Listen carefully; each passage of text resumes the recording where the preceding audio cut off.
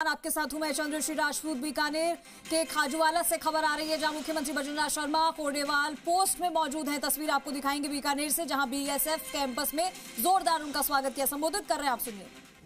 उप महानिरीक्षक बीएसएफ श्री अजय लूथरा जी, महानिरीक्षक पुलिस रेंज बीकानेर हेमंत शर्मा जी, संभागीय आयुक्त बीकानेर विश्राम मीणा जी और यहाँ के हमारे लोकप्रिय जनप्रतिनिधि भाई विश्वनाथ मेघवाल जी और सभी मेरे सैनिक भाई और बहनों, सबसे पहले तो मैं 79वें स्वतंत्रता दिवस की पूर्व बेला पर आप सभी को बहुत बहुत शुभकामनाएं देना चाहता हूं।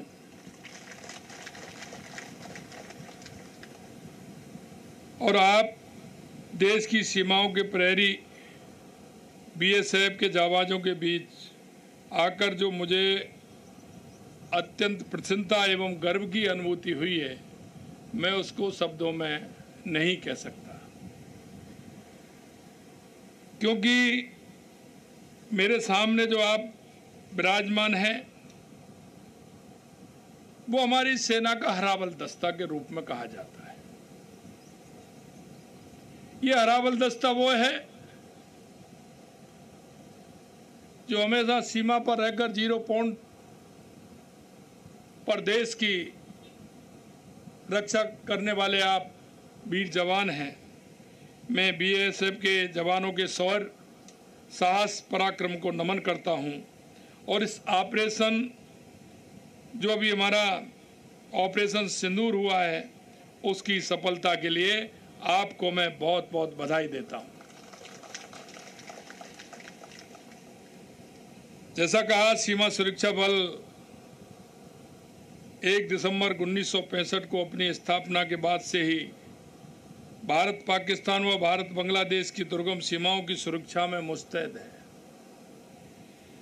अपने अदम्य शौर्य, साहस और बल से हिमालय की बर्फीली वादियों से लेकर राजस्थान के तपते थार व गुजरात के रण और उत्तर पूर्व के विकट जंगलों में सीना तान कर दिन रात मुस्तैदी और जोश के साथ सीमाओं की आप सुरक्षा कर रहे हैं।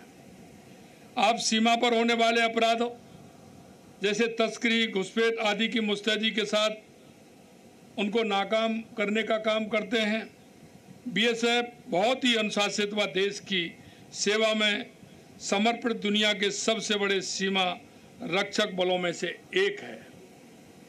बीएसएफ ने 1971 के भारत पाकिस्तान युद्ध के समय अद्भुत कार्य किया तथा पंजाब व कश्मीर में सीमा पार से प्रायोजित आतंकवाद से निपटने में अति महत्वपूर्ण भूमिका निभाई।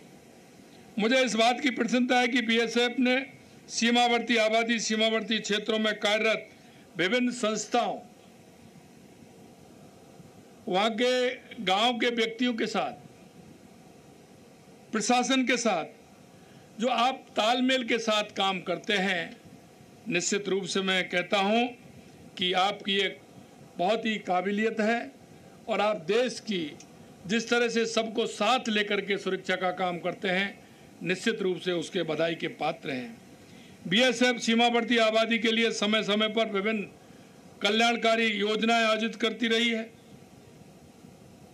ये सबसे बड़ी बात है कि सीमा की रक्षा के साथ साथ देश की सामाजिक उन बुराइयों को भी समाप्त करने में लग रहे हैं। इसके साथ साथ हमें क्या आवश्यकता है उसके लिए भी आप काम कर रहे हैं, जिसमें नशे का दुष्प्रभाव, अन्य कुरीतियों के प्रति जागरूक करना, सीमावर्ती क्षेत्रों के बासिंदों को विभिन्न विभागों में भर्ती के लिए प्रोत्साहन करना, उनको मोटिवेशन करके राष्ट्र के लिए हमें क्या करना चाहिए इसके लिए बात करना, ये बहुत बड़ी बात होती है। क्योंकि व्यक्ति सोचता है कि मेरे को जो काम मिला है वो ही हो जाए तो बहुत है, लेकिन आप उससे हट करके राष्ट्र की मजबूती के लिए लग रहे हैं। इसके लिए भी मैं आपको धन्यवाद देता हूं।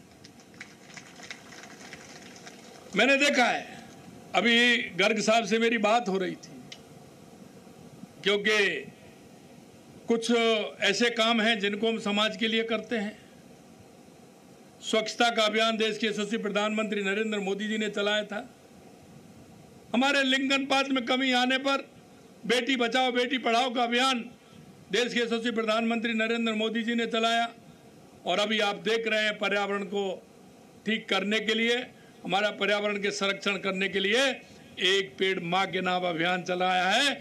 इस अभियान में भी आपने बढ़ चढ़ करके हिस्सा लिया है। पिछली बार भी पौधे लगाने का काम किया और इस बार भी लगभग 4 लाख 6.5 लाख पौधे लगाने का काम किया है। इसके लिए भी मैं आपको बहुत बहुत बधाई देता हूं। बीएसएफ ने मरुभूमि में लाखों पौधे लगाकर पर्यावरण को ठीक करने का काम किया है, बेहतर बनाने का काम किया है।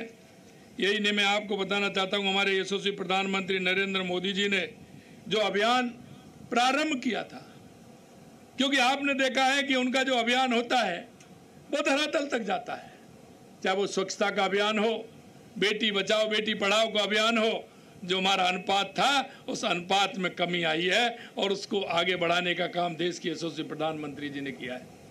मित्रों, मैं कहना चाहता हूँ, ये समाज के अंदर बुराई कर कुरीतियां देने वाले विषय हैं। अगर हमारे लिंग अनुपात में कमी होगी तो समाज में वैमनस्यता भी बढ़ेगी, कुरीतियां भी बढ़ेंगी। उनको भी सुधारने का काम प्रधानमंत्री जी ने किया है। और राजस्थान ने, जैसा देश के यशस्वी प्रधानमंत्री नरेंद्र मोदी जी के नेतृत्व में हो रहा है, हमने 5 साल में 50 करोड़ पौधे लगाने का लक्ष्य लिया है। पिछली बार हमने 7 करोड़ पौधे लगाने का लक्ष्य लिया, हमने 7.5 करोड़ पौधे लगाए थे। इस बार हमने 10 करोड़ पौधे लगाने का लक्ष्य लिया है। तो अभी जब मैंने पूछा जियो टैग के माध्यम से कितने पौधे लगे हैं, तो 9 करोड़ 12 लाख पौधे आज तक हमारे लग चुके हैं। ये हमारा लक्ष्य भी उसमें है। मैं आपसे इतना ही कहना चाहता हूँ, सीमा सुरक्षा बल में पुरुष जवानों के अलावा हमारी बहनें भी जिस मुस्तैदी से काम करती हैं, मैं हमारी बहनों को भी बहुत बहुत धन्यवाद देना चाहता हूँ, ऑपरेशन सिंदूर से लेकर के। क्योंकि पिछली बार जब मैं बाल्यान चौकी पर जब मैं आया था, तनोट माता वहाँ आया था, तो मैंने कहा था, तो हमारे राठौड़ साहब और गर्ग साहब ने हमें बताया कि हमारी जो बहनें हैं वो उत्साहित हैं कि इस काम को ये न हम आगे चल करके करेंगे। ये बहुत बड़ी बात होती है। इसके लिए मैं मेरी बहनों को बहुत बहुत धन्यवाद देना चाहता हूँ। मुझे विश्वास है कि आप इस समर्पण से हमारी सीमाओं को अभेद बनाए रखेंगे और देश की सेवा करते रहेंगे। माननीय प्रधानमंत्री जी ने सेना के साथ ये अर्धसैनिक बलों के आधुनिकीकरण, आत्मनिर्भरता की दिशा में ठोस कदम उठाए हैं। साथ ही सीमावर्ती क्षेत्रों में बुनियादी ढांचे और कनेक्टिविटी को काफ़ी मजबूत बनाया है। आपको व आपके परिवार को भी मैं आश्वस्त करना चाहूँगा कि राजस्थान सरकार बीएसएफ के जो हमारे सीमावर्ती क्षेत्र कार्मिक हैं उनके परिवारजनों को आवश्यक सुविधाएं उपलब्ध कराने में हम प्रतिबद्ध हैं।